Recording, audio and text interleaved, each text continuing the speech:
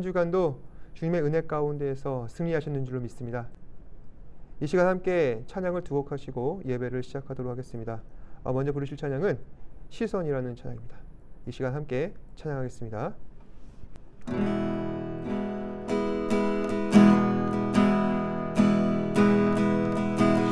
내게로부터 눈을 들어 주를 보기 시작할 때 주의 일을 보겠네. 내 작은 마음 돌이키사 하늘에 꾸게 하네. 주님을 볼 때 모든 시선을 주님께 드리고 살아계신 하나님을 느낄 때 내 삶은 주의 역사가 되고 하나님이 일하기 시작하네. 성령이 나를 변화시켜 모든 두려움 사라질 때 주의 일을 보겠네.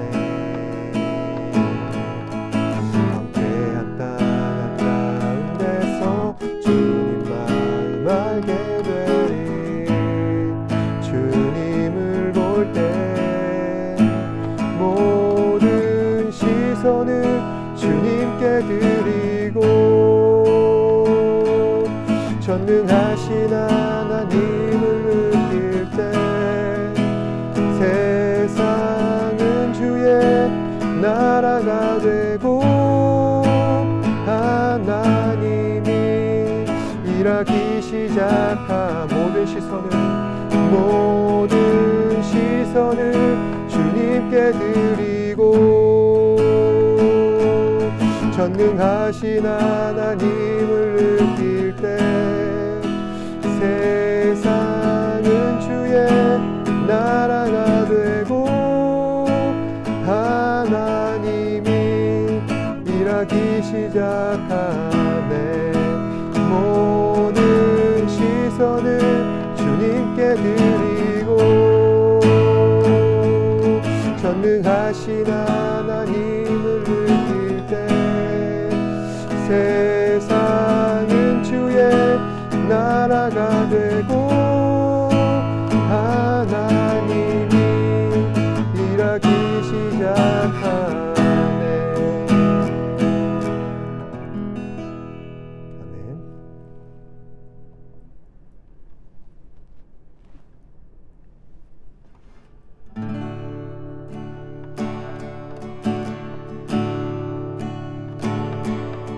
나 무엇과도 주님을 바꾸지 않으리.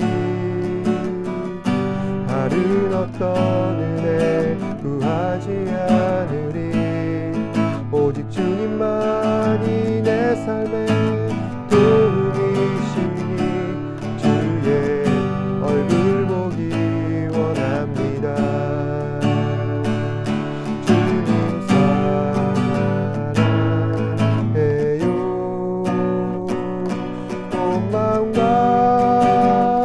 정성 다해 하나님의 신실한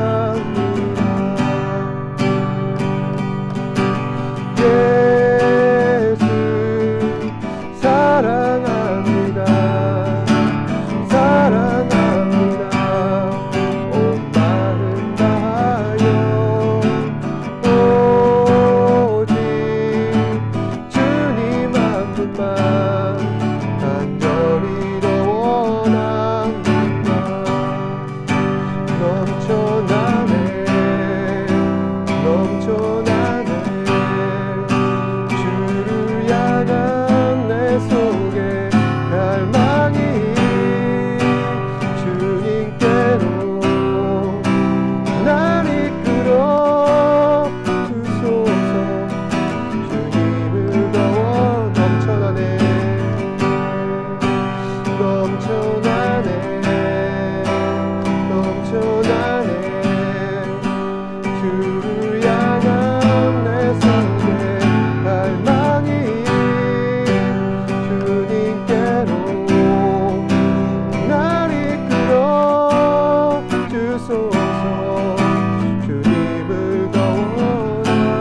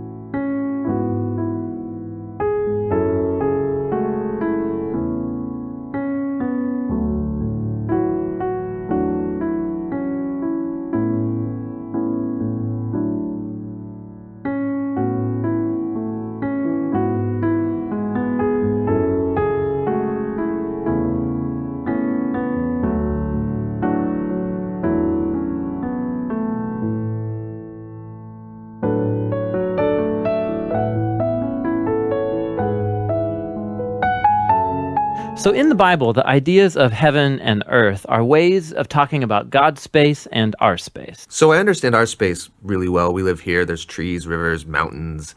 But my understanding of God's space gets a little fuzzy. And what we do get in the Bible are images trying to help us grasp God's space, which is basically inconceivable to us. So these are two very different types of spaces. Yes, they're different in their nature, but here's what's really interesting is that in the Bible, these are not always separate spaces. So think of heaven and earth as like different dimensions that can overlap in the same exact space. So we talk a lot about going to heaven after we die, but this idea of heaven and earth overlapping, we don't talk a lot about that. Which is kind of crazy because the union of heaven and earth is what the story of the Bible is all about. How they were once fully united and then driven apart, and about how God is bringing them back together once again. So let's go back to the beginning, where heaven and earth, they're completely overlapping. Yeah, this is what the Bible's description of the Garden of Eden is all about. It's a place where God and humanity dwelt together, perfectly no separation, and humans then partner with God in building a flourishing, beautiful world and so on. But as humans, we wanted to do things a different way. We wanted God out, and we wanted to create a world apart from him. Yeah, so we have these two spaces now. And the Bible actually uses lots of different kinds of words and phrases to refer to these two spaces to make a clear distinction. So you've said that these spaces can overlap, though. So explain how that works. Yeah, this is where we have to start talking about temples. Because in the biblical world, you experience God's presence by going to a temple. That's where heaven and earth overlap. Now, there are two types of temples described in the Bible. One is a tabernacle, basically a tent that was built by Moses. And the other was this massive building made by Solomon. And these temples were decorated with fruit trees and flowers and images of angels and all kinds of gold and jewels and so on. And these are designed to make you feel like you're going back to the garden. And at the center of the temple was a place called the Holy of Holies, which was like the hot spot of God's presence. Now we can go and be with God again. But not so fast, because the temple also creates a problem. So God's space is full of his presence and goodness and justice and beauty, but human space is full of sin and injustice and the ugliness that results. So how do these spaces overlap if they're so different and they're in conflict with each other? This was resolved through animal sacrifice. Yeah, that's kind of weird. What do animal sacrifices have to do with this? Yeah, the idea is this. Animal sacrifices, somehow they absorb the sin when the animal dies in your place. And it creates a clean space, so to speak, where you are now free to enter into the temple and be in God's presence. Okay, so if I'm an Israelite and I live in Jerusalem, I might be able to be in God's presence. But you said the story of the Bible is all of heaven and earth reuniting. Right. So we have to keep going in the story where we come to Jesus in the New Testament. And in the Gospel of John, we hear this claim that God became human in Jesus and made his dwelling among us. Now, this word dwelling is really curious. Literally, it means he set up a tabernacle among us. And so what John is claiming right here is that Jesus is a temple. He is now the place where heaven and earth overlap. What's interesting about Jesus is that he isn't staying in this safe, clean space. He's running around hanging out with sinners. He's healing people of their sicknesses and forgiving people of their sins. He's basically creating little pockets of heaven where people can be in God's presence, but he's doing it out there in the middle of the world of sin and death. And he keeps telling everyone that the kingdom of heaven is at hand. And he even told his followers to pray regularly that God's kingdom come and that his will be done here on earth just as it is in heaven. But a lot of people are threatened by Jesus and they kill him, which seems to spoil this whole plan to reunite heaven and earth. But we have to go back to a scene earlier on in Jesus' story where John the Baptist saw Jesus and said, "Behold, this is the Lamb of God who takes away the sin of the world." So Jesus isn't just talked about as being a temple, he's also talked about as being the temple sacrifice. Yeah, so the cross is now the place where Jesus absorbs sin to create a clean space that is not limited like animal sacrifices. Jesus' sacrifice has the power to keep spreading and reuniting more and more of heaven and earth. And this is all really great, but it leaves one big question in my mind, which is, what happens when I die? Don't I just fly over to God's space to be with Jesus? Yeah, so a few times in the New Testament, we learn that Christians will be with Jesus in heaven after they die, but that is not the focus of the Bible story. The focus is on how heaven and earth are being reunited through Jesus and will be completely brought together one day when he returns. So in the book of Revelation, we get this beautiful image of the Garden of Eden, now in the form of a city, coming to end the age of sin and death by redeeming all of human history in a renewed creation. And God's space and human space completely overlap once again. 20세기 초 한 청년이 증기선에 몸을 싣고 기회의 땅 미국을 향해 대서양을 건넜습니다. 배 삭스는 비싼 편이었지만 열심히 일해서 가까스로 3등실 표를 구했습니다. 청년은 꿈에 부풀어 있었습니다.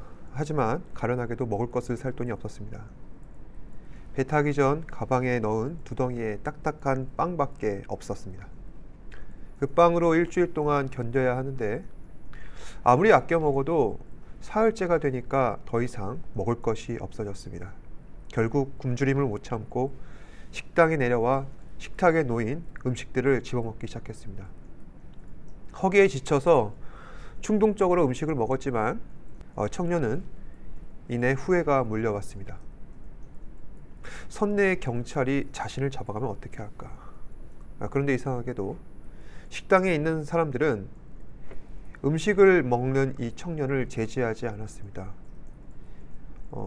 이상하게 생각한 청년은 옆에 있는 사람에게 묻습니다. 왜 저를 가만히 내버려 두시는 거죠? 그러자 그 사람이 답합니다. 몰랐습니까? 당신이 갖고 있는 표값에는 일주일치 식사 비용도 포함되어 있습니다. 어쩌면 우리는 이미 주어져 있는 여러 가지 선물들을 인식하지 못한 채 살아갈 때가 많은 것 같습니다. 예수님을 믿는 우리에게는 천국 소망이 있고 죄와 사망으로부터 자유함이 있으며 그로 말미암은 칭의의 은혜가 있습니다. 처음에는 이러한 것들이 있었는지 잘 몰랐었는데 언젠가 깨닫게 되는 계기가 반드시 찾아오는 것입니다. 그때가 언제일까요? 예수 그리스도의 부활의 의미를 우리가 비로소 깨닫게 되었을 때 우리는 하나님의 귀한 선물을 인식할 수가 있다는 것입니다. 예수 그리스도 부활의 의미란 바로 이런 것입니다. 사망은 원죄를 가진 인간에게 주어지는 끔찍한 형벌입니다. 그런데 예수님은 죄가 없으시고 순결한 분이십니다. 따라서 하나님께서는 예수 그리스도를 더 이상 무덤에 머물러 두실 수 없습니다. 그래서 부활하셨습니다. 이로 말미암아 예수 그리스도는 의로운 분이시며 하나님께서도 공의로우신 분이라는 사실을 우리는 확신할 수가 있게 되었습니다. 이것이 바로 그리스도의 부활을 통해 우리가 깨닫게 되는 귀한 진리입니다. 예수님처럼 우리도 부활의 몸을 입고 영원한 생명을 누릴 때가 언젠가는 반드시 찾아옵니다. 하지만 세상 속에 아무런 열매도 나타내지 못하면서 영생을 보장받고 부활의 몸을 입게 된다면 과연 그러한 믿음이 우리가 살아가는 세상 속에 어떤 영향력이 나타날 수 있을까 생각해 보게 되는 것입니다. 따라서 자만하지 아니하고 거룩하고 신실한 주님의 자녀로서 살아갈 수가 있도록 우리가 할 수 있는 것을 최선을 다해 구하고 찾고 두드리는 노력을 해야 할 줄로 믿습니다. 그러면 우리가 신자로서 살아가기 위해 어떠한 노력을 기울여야 하는가? 먼저 우리는 우리 안에 있는 죄를 죽여야 합니다. 또 그리스도인으로서 선한 인격을 가져야 합니다. 사랑과 희락, 화평과 오래 참음, 자비와 양선, 충성, 온유, 절제. 바로 이러한 것들이 그리스도인의 성품이며 귀한 열매들인데, 이러한 열매를 맺기 위해서 우리는 반드시 성령 하나님으로 충만해야 한다는 것입니다. 이런 얘기를 들으면 우리는 부담을 느낍니다. 열매를 맺어야 한다. 그리스도인으로서 노력을 기울여야 한다. 그런데 여러분, 하나님께서는 우리에게 어떠한 것도 강요하지 않으십니다. 정말 우리가 원한다면 하나님께서 말씀하신 그 모든 것들을 직접 하시면 됩니다. 그러면 자연히 우리 안에는 성령으로 충만해지는 것입니다. 하나님께서 우리를 거룩하게 하셔서 우리를 인격적으로 다스리시고 조금씩 변화시켜 나가십니다. 성령의 권능으로 인한 신자의 변화는 하늘로부터 오는 귀한 축복입니다. 애써 우리는 노력해 왔지만 아무리 노력하여도 소망하는 것을 쉽게 얻지 못할 때가 많습니다. 따라서 우리는 삼위일체 하나님의 보호하심을 따라 확신을 갖고 믿음을 가지고 살아가야 하는데, 그 이유를 세 가지로 정리해 봤습니다. 우선 첫 번째, 성부 하나님께서는 우리를 구원하시기 위해 미리 정하시고 계획하셨습니다. 로마서 8장 29절에서 30절 말씀입니다. 하나님이 미리 아신 자들을 또한 그 아들의 형상을 본받기 위하여 미리 정하셨으니 이는 그로 많은 형제 중에서 맏아들이 되게 하려 하심이라. 또 미리 정하신 그들을 또한 부르시고 부르신 그들을 또한 의롭다 하시고 의롭다 하신 그들을 또한 영화롭게 하셨느니라. 이 말씀을 통해 우리는 하나님께서 저와 여러분들을 위해 하신 5가지 일들을 확인하게 됩니다. 하나님은 우리를 미리 아셨습니다. 그리고 우리를 미리 정하셨고요. 또 하나님께서는 우리를 부르셨습니다. 하나님께서는 우리를 의롭다 하셨고 하나님께서는 우리를 영화롭게 하실 것입니다. 이를 위해서 하나님께서는 당신의 사랑하시는 독생자 예수 그리스도를 우리에게 주셨습니다. 우리가 이 의미와 가치를 제대로 알아본다면 감히 우리는 세상 그 어떤 것에도 흔들리지 아니하고 죄와 허물로 인하여 우리 몸을 더럽힐 일은 없을 것이라는 것입니다. 두 번째, 성령 하나님께서는 우리를 돌보시고 우리 안에서 우리를 위해 간구하십니다. 로마서 8장 26절 말씀. 이와 같이 성령도 우리의 연약함을 도우시나니 우리는 마땅히 기도할 바를 알지 못하나 오직 성령이 말할 수 없는 탄식으로 우리를 위하여 친히 간구하시느니라. 이 말씀을 보시면 성령 하나님께서는 우리의 연약함을 친히 도우시는 하나님으로 나타나고 계십니다. 여기서 연약함이란 죄와 타락에 약하다는 것을 말합니다. 성령 하나님께서는 우리의 그런 연약함을 보시며 탄식하고 계십니다. 다시 말해 죄에 빠진 우리를 참으시는 것을 넘어서 자책하는 우리를 탄식하시고 열정과 감정을 실어 우리를 위해 기도하신다는 것입니다. 성령 하나님께서 우리를 탄식하신다. 이 사실이 우리에게 얼마나 큰 위로가 되는지 모릅니다. 하지만 이 말씀은 하나님께서 우리를 중보하셔서 마음이 편해졌으니 더 이상 죄책감을 갖지 않아도 된다는 뜻이 아닙니다. 우리가 하나님의 이러한 사랑과 은혜를 깨닫게 된다면 더욱 각성하여서 하나님의 자녀다운 삶을 살아가야 할 것이다.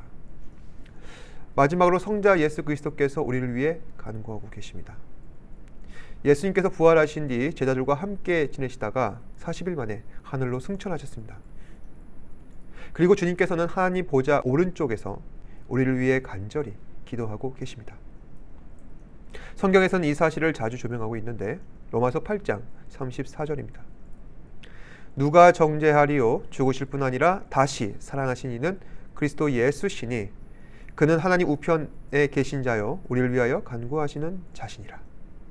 우리를 위해 열정적으로 기도하시는 분은 비단 성령 하나님뿐만 아닙니다. 예수 그리스도께서도 인간과 하나님 사이를 중재하셔서 우리의 삶을 사랑과 자비로 가득 채우시고 우리를 위해 친히 간구하십니다. 그리스도께서는 우리의 연약함을 동정하지 못하실 분이 아니시오. 모든 일에 우리와 똑같이 시험을 받으시며 이르되 죄는 없으신 하나님이십니다. 이처럼 인간이 당하는 시련과 고난을 몸소 체험하신 분이시니 우리는 예수께서 우리를 위해 하신 모든 기도를 신뢰할 수가 있는 것입니다. 우리를 위한 하나님의 구원은 내가 믿기 때문에 받는 것이 아닙니다.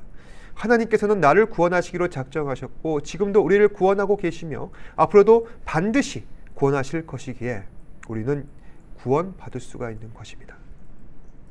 이처럼 세상 어느 누구도 하나님의 사랑 안에서 끊을 자는 없습니다. 따라서 사도 바울은 다음과 같이 우리에게 전합니다. 로마서 3장 38절 말씀.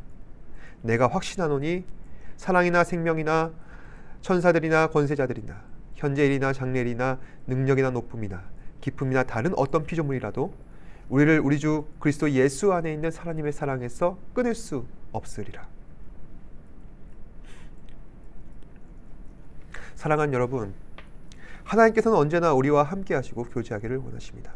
이러한 주님의 노력을 우리가 육안으로는 확인할 길이 없지만 그럼에도 우리는 다양한 방법으로 깨닫게 되는 것입니다. 어느 날 마음이 지치고 힘들었을 때 말씀을 통해 위로를 받게 된다며 착잡하고 괴로워서 그래 기도라도 하자 하면서 손을 모아 조용히 기도하는데 그 가운데 마음의 평안이 찾아온다며 정말 답답하고 절실한 일이 있어 속히 해결되기만을 간절히 바랬었는데 가뭄에 단비가 내린 것처럼 우연찮게 기도 응답이 나타난다며 그랬을 때 우리는 그것들이 단지 우리의 깨달음이나 멘탈 관리나 지성이면 감천이라는 것이 아닌 하나님의 사랑이요 은혜라는 것을 깨닫게 되는 것입니다. 이것은 세상 그 어떠한 것으로도 감히 설명할 수 없는 하나님의 신비입니다.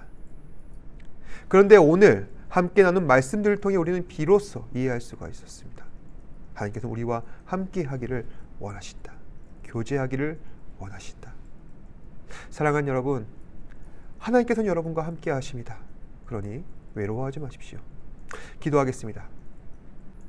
사랑하는 하나님 아버지 감사합니다. 오늘도 말씀을 통하여서 주님께서 우리와 항상 함께 하시고 교제하기를 원하시며 성부, 성자, 성령 하나님으로서 나타나신다는 사실을 다시 한번 깨닫게 되었습니다. 주님께서는 우리 위하여 탄식하시고 애통하십니다. 이것은 단순하게 우리 죄를 사하시고 용서하시는 것뿐만이 아니라 우리가 적극적으로 하나님의 은혜 가운데서 변화되어 하나님의 자녀로서 살기 원하시는 하나님의 기대와 사랑이 있기 때문입니다. 주님, 이러한 하나님의 기대와 사랑에 어긋나지 않도록 우리 사랑하는 지체들 한 사람 한 사람 붙잡아 주시옵소서. 그리하여서 삶에 어려운 일이 있을 때마다 주께서 우리와 함께 하신다는 사실을 잊지 않고 늘 기도로서 주님과 동행하며 나아갈 수 있는 우리 사랑하는 지체들 되게 하여 주시옵소서. 모든 것에 감사드리며 살아계신 예수님 이름으로 기도드립니다. 아멘. 하늘에 계신 우리 아버지여, 이름이 거룩히 여김을 받으시오며 나라가 임하시오며 뜻이 하늘에서 이루어진 것 같이 땅에서도 이루어지이다. 오늘날 우리에게 일용할 양식을 주시옵고 우리가 우리에게 죄 지은 자를 사하여 준 것 같이 우리 죄를 사하여 주시옵고 우리를 시험에 들게 하지 마시옵고 다만 악에서 구하시옵소서. 대개 나라와 권세와 영광이 아버지께 영원히 있사옵나이다. 아멘.